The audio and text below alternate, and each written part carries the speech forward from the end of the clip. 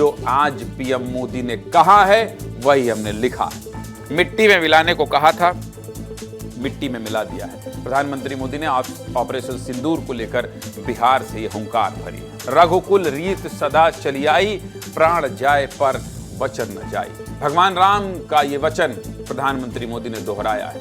बिहार की धरती से ही प्रधानमंत्री ने आतंकियों को मिट्टी में मिलाने की सौगंध खाई थी और अब अपना प्रण पूरा करके प्रधानमंत्री मोदी फिर से बिहार पहुंचे थे।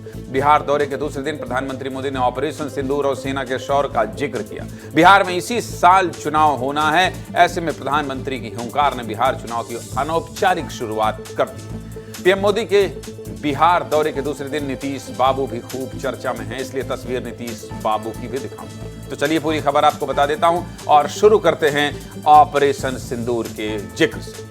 ऑपरेशन सिंदूर के ठीक 23 दिन बाद प्रधानमंत्री मोदी एक बार फिर बिहार की धरती पर पहुंचे थे, जहां से प्रधानमंत्री मोदी ने आतंकियों के समूल नाश का संकल्प लिया था। बिहार के सासाराम में जनसभा को संबोधित करते हुए प्रधानमंत्री मोदी ने ऑपरेशन सिंदूर की कामयाबी का बार बार जिक्र किया है। प्रधानमंत्री ने एक बार फिर अपने आतंक के खात्मे वाले संकल्प को दोहराया है। 22 अप्रैल को पहलगाम में आतंकियों ने 26 निर्दोषों को मौत के घाट उतार दिया। इस घटना ने पूरे देश को झकझोर कर रख दिया। अटैक के 2 दिन बाद प्रधानमंत्री मोदी बिहार के मधुबनी पहुंचे थे।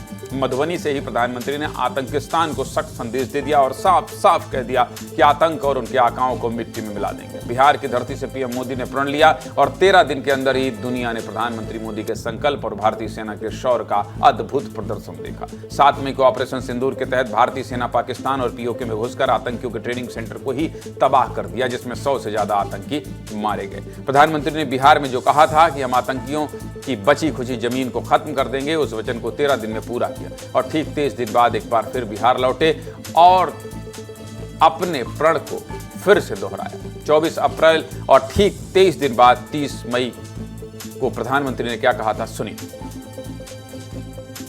अब आतंकियों की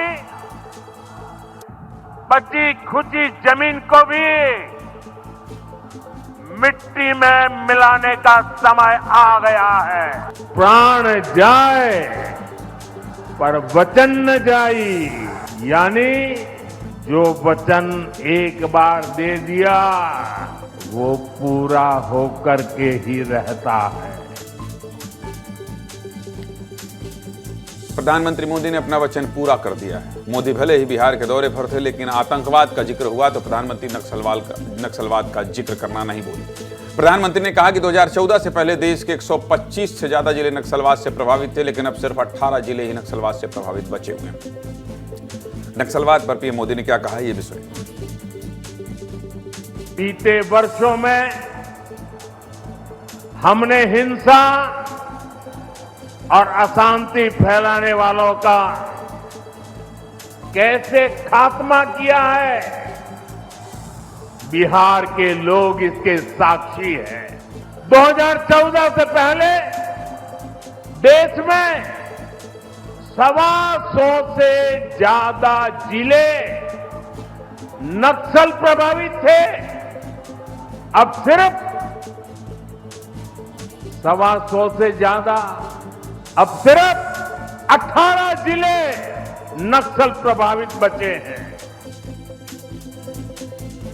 ये तो बात आतंकवाद और नक्सलवाद की रही, लेकिन प्रधानमंत्री के इस कार्यक्रम में बिहार के सीएम नीतीश कुमार की चर्चा भी खूब रही। प्रधानमंत्री की खबर बता दिया, अब नीतीश बाबू का हाल चाल भी बता देता हूं। प्रधानमंत्री मोदी ने सीएम नीतीश कुमार और डिप्टी सीएम सम्राट चौधरी के साथ ओपन जीप में कार्यक्रम स्थल में प्रवेश किया, लेकिन इन दिनों अक्सर खोए खोए से रहने वाले मुख्यमंत्री नीतीश कुमार आज के कार्यक्रम में भी इतना खोए हुए थे कि प्रधानमंत्री मोदी का ही नाम भूल गए।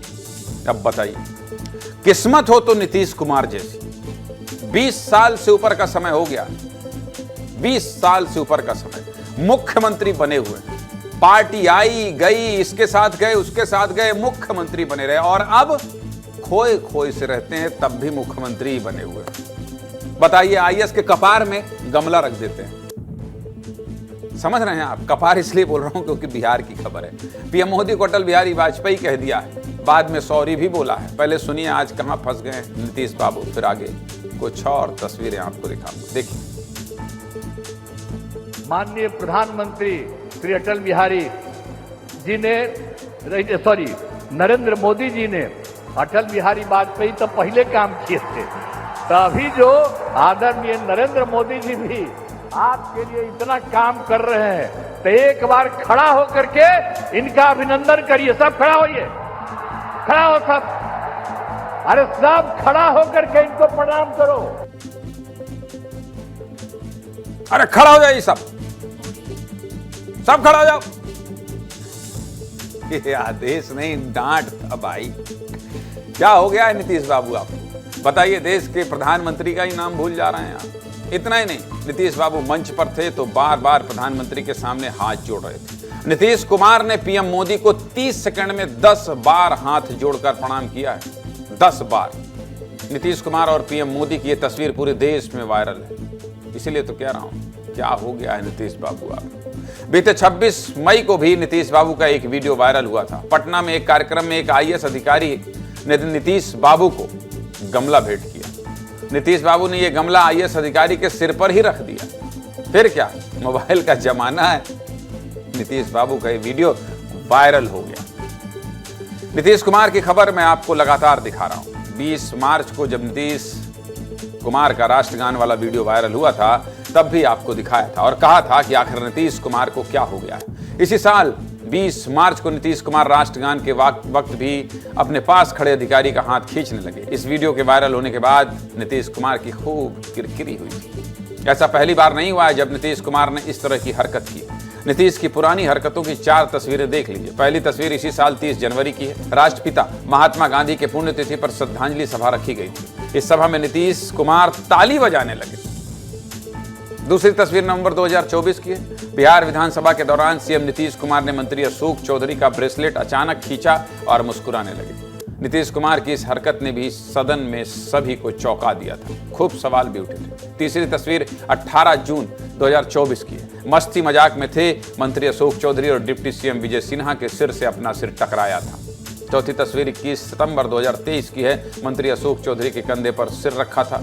ज्यादा मस्ती अशोक चौधरी के साथ ही करते हैं, बहुत कंफर्टेबल हैं ये। जब भूल भी जाते हैं कि मैं कुछ भूल गया हूं, तब भी इनको याद रहता है कि अशोक चौधरी ठीक आदमी है, सह लेगा। कभी विधानसभा में ब्रेसलेट खींच देते हैं, कभी सिर टकराते हैं, कभी कंधे पर सिर रख लेते हैं। ऑफ द रिकॉर्ड एक बात बता रहा हूँ, on the record.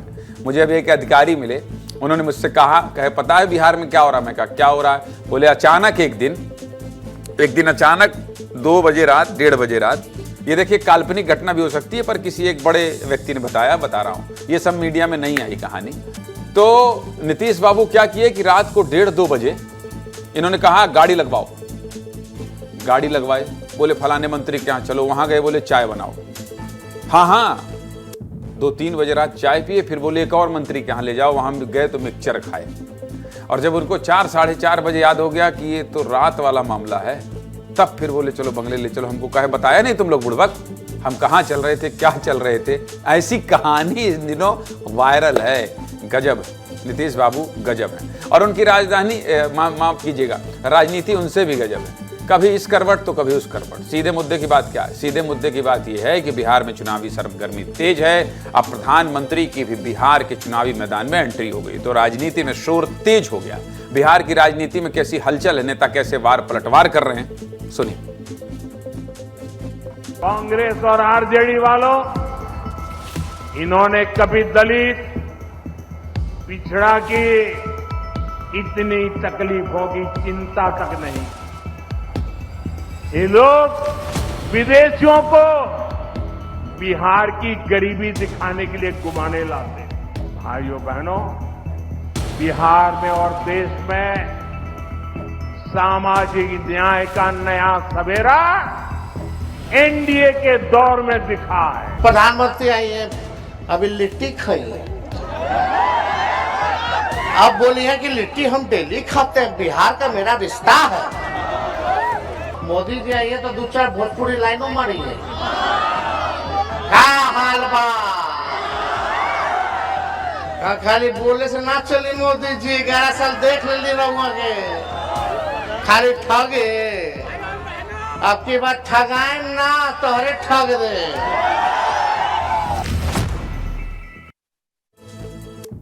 Tejashwi Yadav, Bihar के नेताओं का भाषण गजबे होता है। अब की बार ठगाई नहीं तो है ठग देंगे, मतलब समझ रहे हैं, आपको ठग देंगे। सीधे मुद्दे की बात क्या है? सीधे मुद्दे की बात यही है कि बिहार में इसी साल चुनाव है और अभी से बयानों और तस्वीरों की बहार है। ऐसे में बिहार में जो भी बड़ी हलचल होगी आपको बताते रहेंगे, सुनाते रहेंगे, दिखाते रहेंगे, क्योंकि मध्य प्रदेश छत्तीसगढ़ में भी बिहार के रहने वालों की संख्या बहुत बड़ी।